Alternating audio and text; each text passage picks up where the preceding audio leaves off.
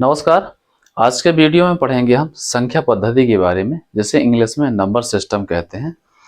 इस number system में हम विभिन्न प्रकार की संख्याओं का अध्ययन करते हैं। प्रायः हमें प्राथमिक कक्षाओं में जब हम सबसे पहले पढ़ना स्टार्ट करते हैं तो हमें गिनती सिखाई जाती है, 1 से लेकर 100 तक की गिनती सिखाई जाती है। लेकिन हमारी गणित में सिर्फ 1 से लेकर 100 तक की गिनती नहीं होती है, यानी कि प्राकृत संख्या भर नहीं होती है। उसके अलावा विभिन्न प्रकार की बहुत सारी संख्याएं होती हैं इस वीडियो में, जिनको हम आज समझेंगे।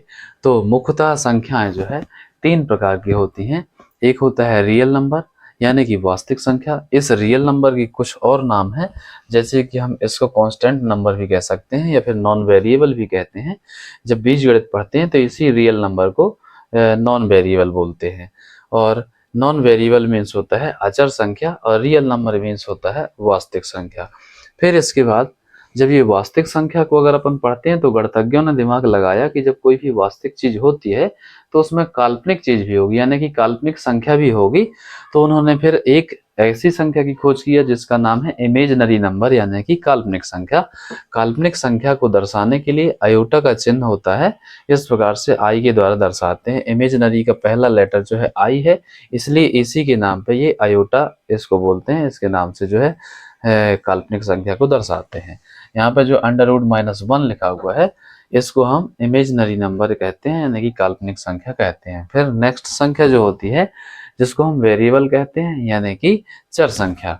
वेरिएबल मीन्स होता है वेरी करने वाली, अर्थात ऐसी संख्या जिसका मान जो है वेरी करता रहता है या बदलता रहता है, जिसको हम चर संख्या भी कहते हैं। चर संख्या में जो है अंग्रेजी वर्णमाला के जो अक्षर होते हैं उनको हम उपयोग करते हैं, जैसे कि LMN से लेके XYZ तक के जितने भी अक्षर हैं ये सब चर संख्या में उपयोग करते हैं। अब इन सभी को जब हम पर्टिकुलर बीजगणित पढ़ेंगे तो उस बीजगणित में जो है हम इसको अच्छे से जान लेंगे कि ये जो है चर संख्या के रूप में हम कैसे यूज करते हैं। इससे संबंधित एक वीडियो डला भी है बीजगणित वाला, उसको आप आसानी से देख सकते हैं। अब देखिए कि ये जो रियल नंबर है और ये जो इमेजिनरी नंबर है, इन दोनों से मिलके ये वाली संख्या बनती है जिसका नाम है कॉम्प्लेक्स नंबर, यानी कि सम्मिश्र संख्या। तो ये कॉम्प्लेक्स नंबर कैसे बनती है? रियल नंबर से कोई भी संख्या ले लीजिए, मान लो कि हमने ले लिया वास्तविक संख्या से 2 और यहाँ से ले लिया हमने काल्पनिक संख्या से 2 अयोटा। तो ये हो गया 2 अयोटा, ये बन गई सम्मिश्र संख्या। अब इसके बारे में डिटेल अगर पढ़ना है, विस्तार से पढ़ना, तो कक्षा 11वीं में दिया हुआ है, ठीक है ना। फिर हम देखते हैं इसी वास्तविक संख्या में आगे इसका परिवार थोड़ी सा बड़ा है, मतलब कि वास्तविक संख्या में विभिन्न प्रकार की संख्याएं आती हैं। तो ये वास्तविक संख्या में सबसे पहली संख्या आती है प्राकृत संख्या।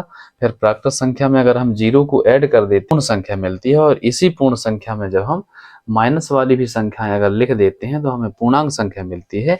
और जब ये प्राकृत हो, पूर्ण हो, पूर्णांक हो, इनके बटे में अगर हम 1 लिख दें या कोई और दूसरी संख्या लिख दें शून्य को छोड़ के, तो हमें परमेय संख्या मिलती है, यानी कि रैशनल नंबर मिलती है।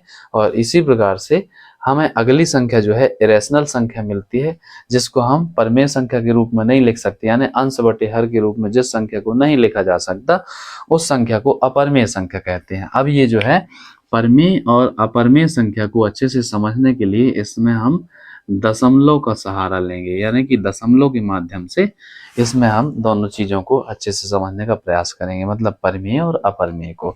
अब इसमें थोड़ी सा और आगे चलते हैं। ये जो प्राकृत संख्या है, प्राकृत संख्या के अंतर्गत बहुत सारी संख्याएं आती हैं, जैसे कि सम संख्या, विषम संख्या, भाज्य संख्या, अभाज्य संख्या, सह अभाज्य संख्या, जुड़वा अभाज्य संख्या, संपूर्ण संख्या और रामानुजन संख्या।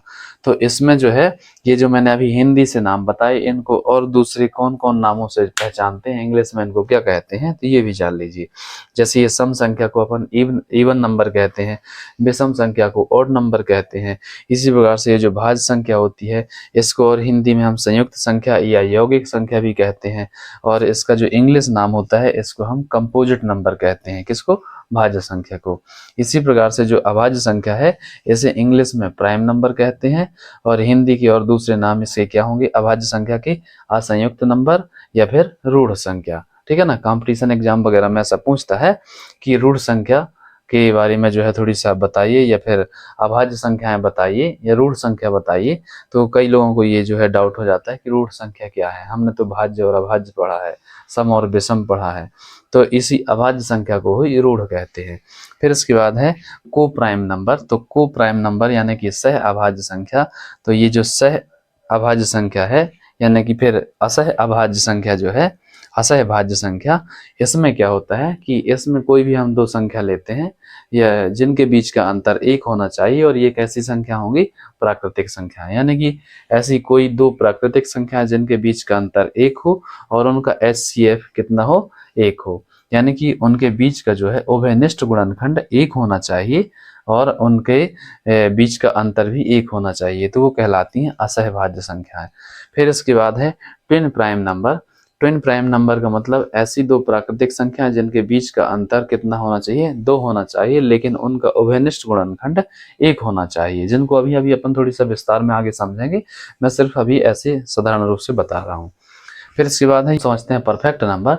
तो परफेक्ट नंबर ऐसी संख्या जिसके गुणनखंडों का योग उस संख्या से दो गुना होता है। जैसे कि 6 और 28 एक ऐसी संख्या है जिनके हम गुणनखंडों को निकाल के यानी कि अलग से लिखते हैं और उनका योग करते हैं तो उससे दो गुना मिलता है। यानी 6 से दो गुना मिलता है 12 उसके गुणनखंडों का योग, और इसी प्रकार से 28 के गुणनखंडों का योग अगर करते हैं तो 56 मिलता है, मतलब जो 28 से दो गुना है।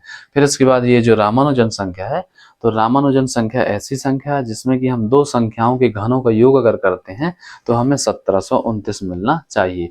तो रामानुजन संख्या ऐसी संख्या है, कौन कौन सी संख्याएं हैं, तो वो है 12 और 1। 12 का अगर घन करते हैं तो 1728, और 1 का घन करते हैं तो 1 ही रहेगा, मतलब 1728 धन 1 बराबर हो जाएगा 1729। इसी प्रकार से 10 और 9, तो 10 का घन करेंगे तो हो जाएगा 1000, और 9 का घन कर देंगे तो 729, दोनों को जोड़ेंगे तो हो जाएगा 1729। तो ये सभी संख्याओं के बारे में जो हमने ऐसे ओरल जानकारी ली, अब इनको हम बोर्ड में जो है सभी को एक एक से आराम से समझने का प्रयास करते हैं। तो सबसे पहले हम इनमें सरल करेंगे प्राकृतिक संख्या के बारे में। प्राकृतिक संख्या को सभी लोग अच्छे से जानते हैं, यानी गणक संख्या भी इसको कहते हैं या फिर काउंटेबल नंबर कहते हैं। तो आइए इन सभी संख्याओं को अच्छे से समझने का प्रयास करते हैं। आप चाहें तो ये जो फ्लो चार्ट मैंने बनाया है, इस फ्लो चार्ट को या डायग्राम को आप स्क्रीनशॉट ले सकते हैं।